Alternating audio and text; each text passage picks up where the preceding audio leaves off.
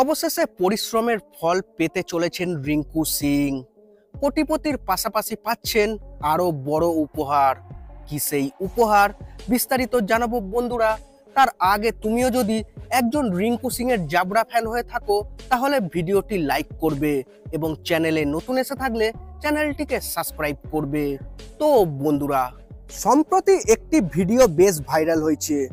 Viral হওয়া সেই ভিডিওটিতে দেখা যাচ্ছে রিঙ্কু সিং এর বাবা খঞ্চন্দন সিং এলপিজি গ্যাস সিলিন্ডার ডেলিভারির কাজ করছেন। ঘটনাটি ঘটেছে ইউপির আলিগড়ে। খঞ্চন্দন সিংকে একটি ছোট্ট ট্রাকে এলপিজির গ্যাস পৌঁছে দিচ্ছেন বাড়ি বাড়ি।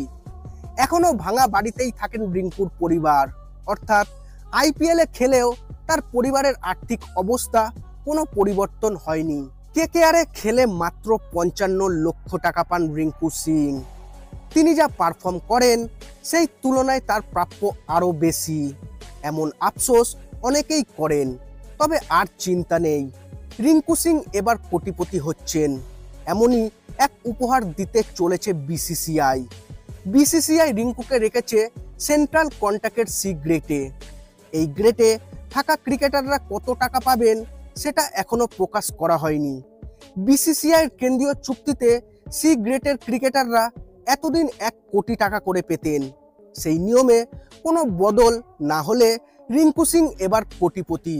টি-20 বিশ্বকাপে সুযোগ পেতে পারেন এমন কিছু ক্রিকেটারকে নিয়ে ফটোশুট করা হয়েছে ধর্মশালায়, আর সেই দলে ছিলেন রিঙ্কু সিংও।